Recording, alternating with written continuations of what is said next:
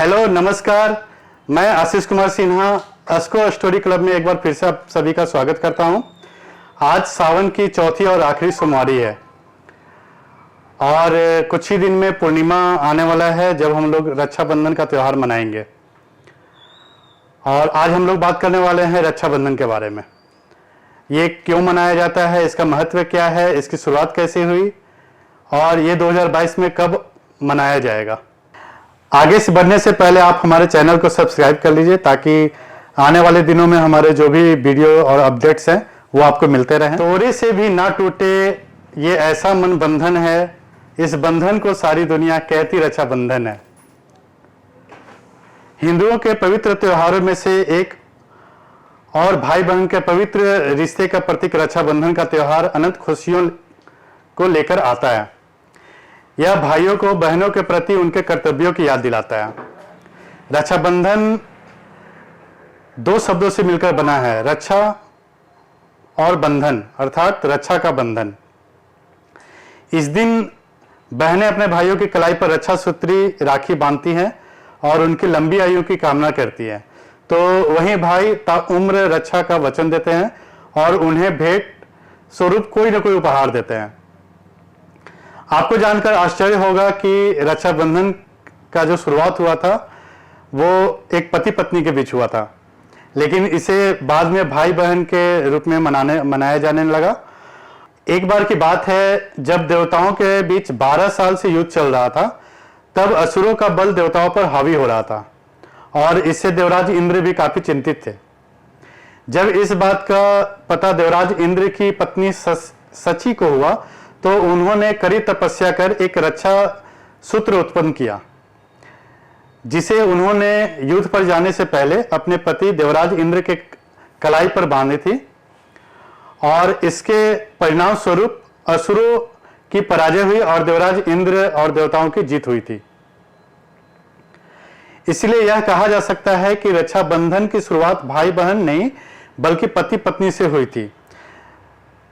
पत्नी ने अपने पति की रक्षा हेतु उसके कलाई पर रक्षा सूत्र बांधा था और अब तक की यह सबसे पुरानी कथा मानी जाती है। और जिस दिन इंद्राणी ने अपने पति के हाथ पर रक्षा सूत्र बांधा था वह दिन श्रावण की पूर्णिमा का दिन था। अब ये भाई बहन के रूप में कब से मनाया जाने लगा, मैं ये बताता हूं। भाई बहन का जो प्यार है वो नोक झोंक से भरा हुआ है। कभी लड़ते हैं, कभी झगड़ते हैं, लेकिन मजाल जो बहनों को भाई के अलावा कोई और उनको कोई परेशानी दे दे। कभी हमसे लड़ती है, कभी हमसे झगड़ती है, लेकिन बिना कहे हमारी हर बात को समझती है, वही बहन होती है। भाई से ज्यादा ना कोई उलझता है और न भाई से ज्यादा कोई समझता है। राखी का धागा भाई बहन, परिवार, दोस्तों और प्रियजनों के बीच शाश्वत बंधन का प्रतीक है। हिंदू संस्कृति में यह किसी भी बुराई से सुरक्षा का भी प्रतिनिधित्व करता है और इसे दुर्भाग्य को दूर करने वाला भी कहा जाता है।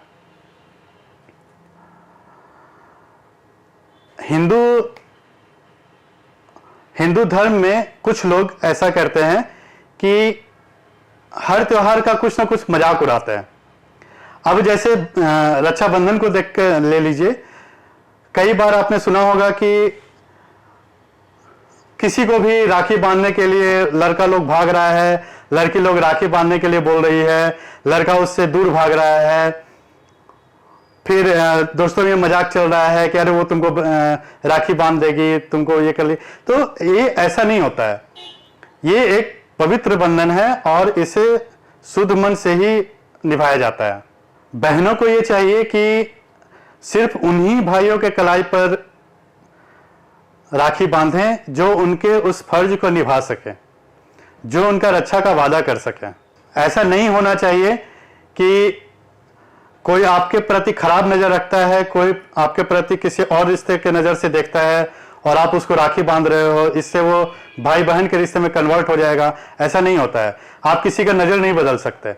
बहनों को चाहिए कि सिर्फ उन्हीं कलाई पे राखी बांधे जहां लगे कि हाँ ये भाई के रूप में हमारे रिश्ते को निभा सकता है।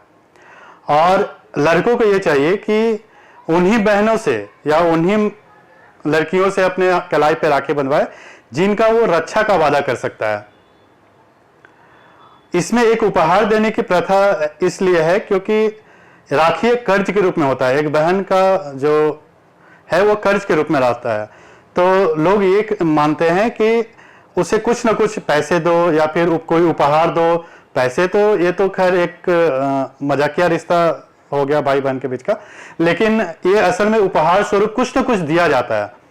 इसका ये मानना है कि वो बहन का कर्ज, कि जब बहन मुसीबत में हो तो सकता है भाई वहां पे मौजूद ना हो रहे कभी, तो उस कर्ज को, उस राखी के कर्ज को यूं तो निभाया जाता है, पर उस कर्ज को उसी समय कुछ ना कुछ उपहार देकर उसे कर्ज को हटा दिया जाता है। इसलिए क्योंकि बहुत ऐसा जगह होता है जहां भाई मौजूद नहीं होता बहन की रक्षा के लिए, बहन का मदद के लिए, तो इसलिए यह है कि उपहार स्वरूप उस कर्ज को उतार दिया जाता है। एक कथा लक्ष्मी और राजा बलि से जुड़ा हुआ है।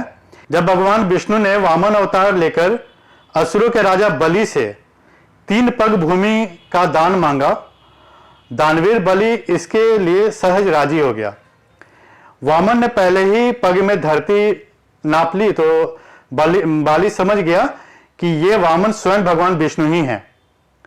बलि ने विनय से भगवान विष्णु को प्रणाम किया और अगला पग रखने के लिए अपने शिष्य को प्रस्तुत किया। भगवान विष्णु भगवान बलि पर प्रसन्न हुए और वरदान मांगने को कहा। असुर राज बलि ने वरदान में उनसे अपने द्वार पर ही खड़े रहने का वर मांग लिया। इस प्रकार भगवान विष्णु अपने ही वरदान में फंस गए। तब माता लक्ष्मी ने नारद मुनि की सलाह पर असुर राजा बलि को राखी बांधी और उपहार स्वरूप विष्णु को वापस मांग लिया। अब मैं बताता हूं कि यह भाई बहन के रूप में कब से मनाया जाने लगा। ये कथा जुड़ा हुआ है भगवान श्री कृष्ण से, और ऐसा कहा जाता है कि सबसे पहले भाई बहन के बीच जो राखी बांधा गया वो भगवान कृष्ण और द्रौपदी के बीच बांधा गया। जब भगवान कृष्ण ने लोगों के कल्याण के लिए दुष्ट राजा शिशुपाल को मारा था, उस समय उनका अंगूठा भी जख्मी हो गया था, जिसके वजह से खून बह रहा था। और उसी समय द्रौपदी ने अपना आंचल फाड़कर उनके कलाई पे वो बांधा था, जिससे उनका खून बहना बंद हुआ था। तभी से भगवान कृष्ण ने उन्हें बहन स्वीकारा था और उसके बाद उनकी रक्षा का वादा किया था, और उसी समय से यह परंपरा चली आ रही है, यह भाई बहन की। अपने वादे अनुसार जब महाभारत काल में द्रौपदी का वस्त्र हरण हो रहा था, उस समय भगवान कृष्ण ने उनकी लाज बचाई थी। तब से यह परंपरा चला रहा सनातन धर्म में कि बहन और भाई के बीच यह त्योहार मनाया जाता है और कलाई पर रक्षा का सूत्र बांधा जाता है, और भाई बहनों की रक्षा का वादा करती है और बहन भाई की लंबी उम्र और दुखों का नाश के लिए ये रक्षा सूत्र बांधती है। चूंकि भारत बहुत बड़ा देश है, इसलिए यहां पर दूसरे प्रांतों में अलग अलग ढंग से त्योहारों को मनाया जाता है। जैसे पश्चिमी घाट में रक्षाबंधन कैसे मनाते हैं। पश्चिमी घाट की बात करें तब वहां पर राखी को एक देव माना जाता है। भगवान वरुण को, जो कि समुद्र के देवता हैं, इस दिन वरुण जी को नारियल प्रदान किए जाते हैं। इस दिन नारियल को समुद्र में फेंका जाता है, इसलिए इस राखी पूर्णिमा को नारियल पूर्णिमा भी कहा जाता है। दक्षिण भारत में रक्षाबंधन को अवनी अवीतम भी कहा जाता है।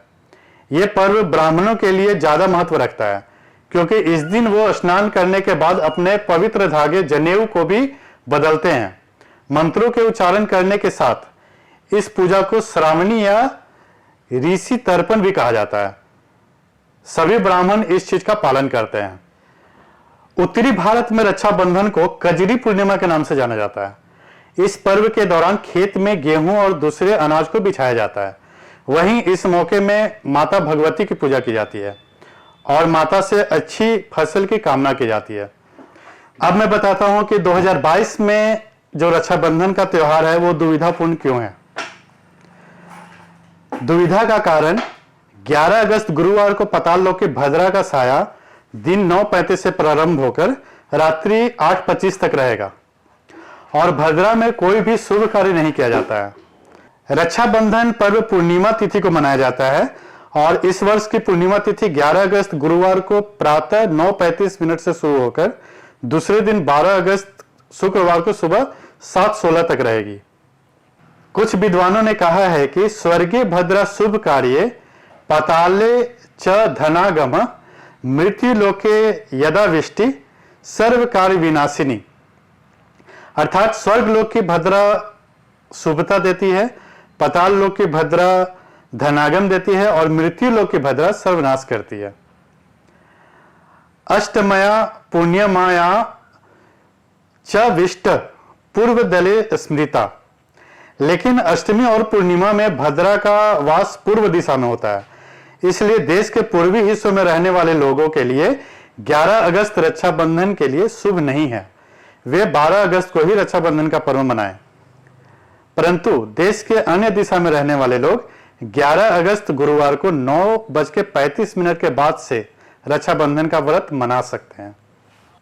झारखंड, बिहार व बंगाल के लिए रक्षाबंधन का पवित्र पर्व 11 अगस्त दिन गुरुवार रात्रि 8:25 से लेकर दूसरे दिन अर्थात 12 तारीख शुक्रवार को 7:16 तक रक्षाबंधन मनाना सबसे उत्तम रहेगा। यानी शुक्रवार प्रातः रक्षाबंधन के लिए अमृत योग है। इसी दिन संस्कृत दिवस और जैन धर्मावलंबियों के लिए षोडश कारण व्रत, उड़ीसा में बलभद्र पूजा, मिथिला में दुर्गा रथ यात्रा आदि मनाई जाएगी तथा इसी दिन से दही का त्याग 1 माह के लिए किया जाएगा। वहीं राखी का व्रत अगर समय से नहीं कर पाए तो गुरुवार रात्रि 8:25 से लेकर शुक्रवार 7:16 तक भगवान विष्णु व गणेश के सम्मुख राखी समर्पित कर दें। फिर शुक्रवार को पूर्णिमा की उदया तिथि के मान से आप दिन भर रक्षाबंधन का त्यौहार मना सकते हैं। यह भी शुभ योग होगा। इसमें किसी भी प्रकार की कोई संशय या दुविधा नहीं होनी चाहिए क्योंकि इसमें कोई दोष नहीं है। तो ये थी रक्षाबंधन विशेष हमारा एपिसोड, और अगर आपको वीडियो पसंद आया हो और जानकारी अच्छी लगी हो तो हमारे चैनल को जरूर सब्सक्राइब कीजिए।